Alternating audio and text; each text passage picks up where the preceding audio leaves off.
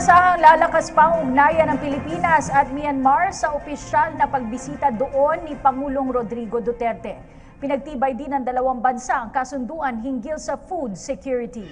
Nakipagpulong din si Pangulong Duterte sa Myanmar o Pangulong Myanmar State Councilor Aung San Suu Kyi kung saan nagkaloob ng $300,000 sa Pilipinas sa Myanmar para sa humanitarian efforts. May report si Jervis Manan mula sa Naypyidaw, Myanmar. Yes, Cathy at Aljo, kakatapos nga lamang ng isinagawang bilateral meeting sa pagitan ni Pangulong Duterte at ni Myanmar President U Tin-jo. Ngayon kasi yung day 2 ng official visit ni Pangulong Duterte at ng kanyang delegasyon dito sa Naypyidaw sa bansang Myanmar. Kasama sa mga highlights niyan ang pagdodonate ng Pilipinas ng $300,000 sa Myanmar o katumbas yan ng nasa 15 million pesos para sa humanitarian efforts sa Rakhine State ng Myanmar. Yung Rakhine State kasi ay ang tahanan ng mga Rohingya refugees. Si Aung San Suu Kyi ang tumanggap ng Certificate of Donation ng Pilipinas sa Myanmar. Nagpasalamat si Aung San Suu Kyi dito. Ang donasyon na raw ito ay lalong papatibay ng samahan ng Pilipinas at ng Myanmar, lalo na pareho itong miyembro ng ASEAN. Ang ibang bansa daw sa ASEAN ay nag-donate na rin sa Rakhine State ng Myanmar.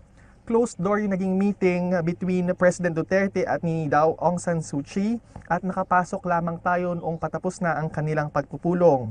Bilang tanda ng courtesy ay nagbigay pa ng isang bouquet na rosas ang ating Pangulo kay Aung San Suu Kyi.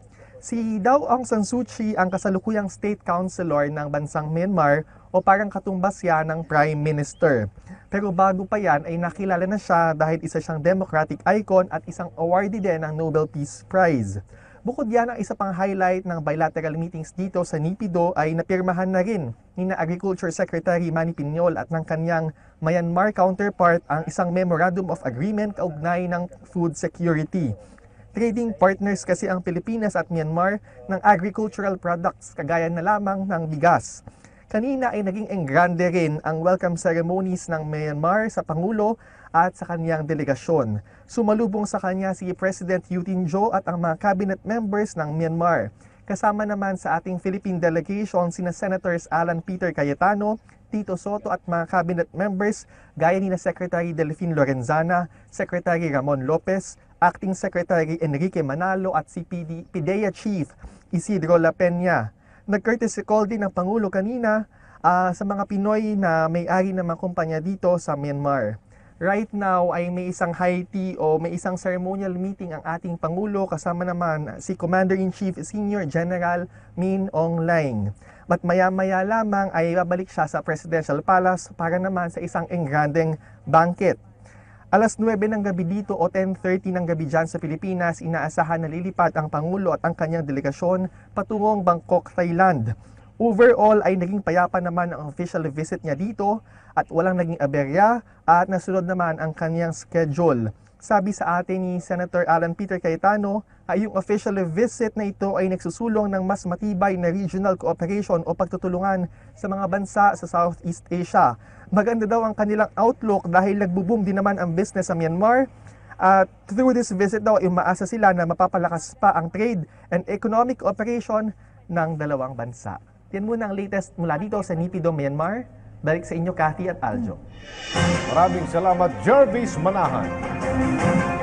Binatikos ni Pangulong Duterte si Magdalo Representative Gary Alejano matapos magpahayag ang mambabatas na maghahain siya ng karagdagang reklamo laban sa Pangulo hinggil sa umano'y pagpayag nito sa mga aktibidad ng China sa Benham Rice.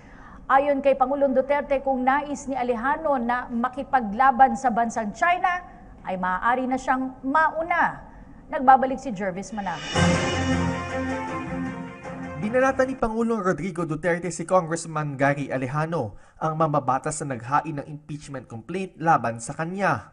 Bukod kasi sa naunang reklamong kanyang inihain sa mababang kapulungan, nagbabalak pa raw si Alejano na maghain ng supplemental impeachment complaint para naman sa pagpayag ng Pangulo sa China na magsagawa ng research sa Benham Rice. Pero kung boxing ang labanan, knockout na si Alejano sa mga banat ng Pangulo. For what? If he wants to fight with China, he can lead. I will be glad to send him as the first batch of delegation of Filipinos would want to take the Spratly Islands and all of those be occupied now. Sige, siya ang mauna. Maraming galit na nangyari sa ganon. Ako, it would be slaughter for the Filipinos to do that. Yung kanyang tapang-tapangan, wag mo nang do not compare me with you. You're all cowards. Alam ninyo, nakita yung kagitingan ninyo noong nag-mutiny kayo, mga walang hiya kayo. You just disturbed the public peace, shouting invectives against government. Nagwarawara kayo ng mga armas doon. Nag-agaw kayo ng hotel. That's the only one that you're capable of doing, to invade the hotel and then thereafter to surrender. Dagdag pa ng Pangulo, puro kayabangan lamang ang ipinakita ni Alejano, gayong wala naman siya umanong nagawa para sa bansa. Huwag mo na akong pakitaan ng mga yabang. I mean, ano bang ginawa nila? Yung grupo nila. What have you done to the country? Nothing. Except to make noise. And that really happened during your mutiny. Na hindi kayo kasi you were forgiven by a president na ewan ko. And you enjoyed your freedom now because of one man. But what you did to the country was really something out of.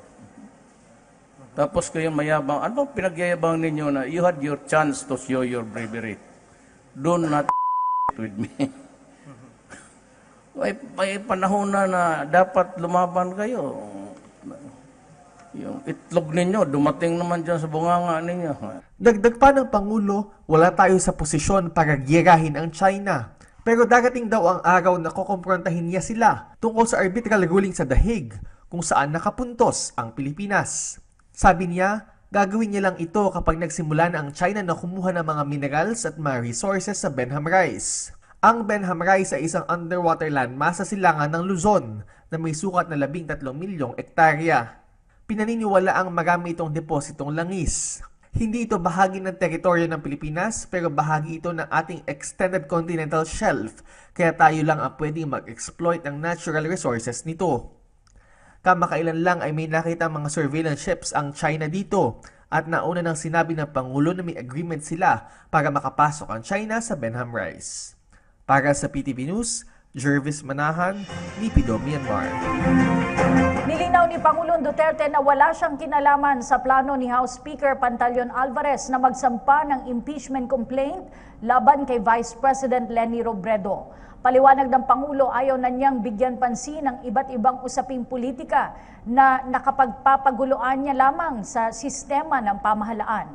Nakatutok niya ang kanyang buong atensyon sa paglaban sa korupsyon, iligal na droga at kriminalidad sa bansa tulad ng kanyang ipinangako sa taong bayan.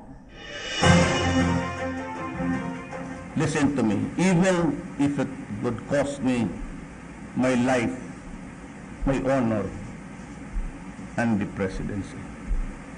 Kaya kong bitawan lahat yan, wala sa akin.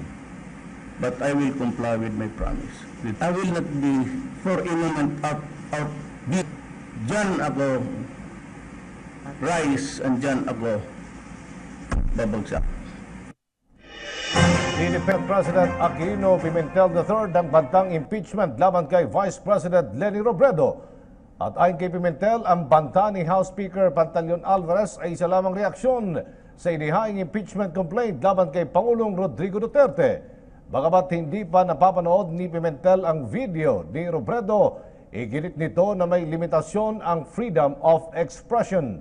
Matatandang nagbanta si Alvarez ng impeachment kay Robredo dahil sa videong ipinadala sa United Nations Commission on Narcotics Drugs meeting. Sa ibang balita, pagkatapos sa Myanmar ay agad tutulak ang Pangulong Duterte sa Thailand para rin sa opisyal na pagbisita. Inaasahang palalakasin ng dalawang bansa ang ugnayan sa usapin ng regional security. May ulat si Rocky Ignacio. Isa sa pinakamatagal ng kaibigang bansa ng Pilipinas ang Thailand. Darating si Pangulong Rodrigo Duterte dito mamayang gabi para sa opisyal na pagbisita na magpapatatag pa ng mahabang relasyon ng dalawang bansa. Katulad ng Pilipinas, ang Thailand ay isa sa mga unang bansa na naging miyembro ng Association of Southeast Asian Nations o ASEAN. Mahalagang pagkakataon kaugnay ng pag-upo ng Pilipinas bilang chairman ng 2017 ASEAN Summit. Ang Thailand ang susunod na chairman ng 2018 ASEAN Summit. As you know that the President will be arriving this evening from his visit to Myanmar, and tomorrow will be his official engagement with the Prime Minister of Thailand. They will have his visit will reinforce and strengthen the bilateral relations, especially at the time that the Philippines is chairman of ASEAN, considering that Bangkok is the birthplace of ASEAN 50 years ago. So we have very, very close ties with the government and people of Thailand, and the President's visit will further strengthen those existing relations. Tatlong kasunduan ang inaasahang pagtitibayin ng Pilipinas at Thailand sa pagbisita ni Pangulong Duterte dito. Sa pulong ng Pangulo at Prime Minister Prayut Chan-o-cha, inaasahan rin palalakasin pa ang usapin ng regional security. There will be 3 documents that will be signed. One is on science and technology. The other one is tourism. This is more of because we already have an agreement with them in 1993. So this is sort of expanding our areas of cooperation. Of course, there will be further deliberations between both sides, but this is aimed at helping each other in the tourism industry. Dagdag pa nito na maraming mamamayan ng Thailand ang excited sa pagbisita ng Pangulo dito. Kinikilala ng mga ito ang pagbibigay galang ng Pangulong Duterte ng nakaraang taon sa sumakabilang buhay nilang hari na si King Bhumibol noong Nobyembre ng nakaraang taon. Ang muling pagbisita ng Pangulo ay kasabay na rin ang pagdiriwang ng ika-68 anibersaryo ng diplomatikong relasyon ng Pilipinas at Thailand. Yes, as a matter of fact, even last year, following the results of the elections, the Thai people have been excited about the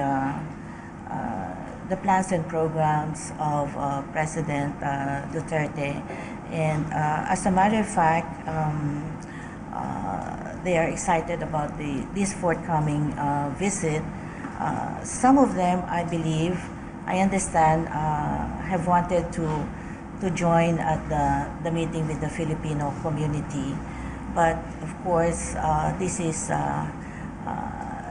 one opportunity that we'd like to reserve for our Filipinos here in Thailand. As a matter of fact, more are still more Filipinos are still wanting to join the meeting with the President on Wednesday. So the Thai people here have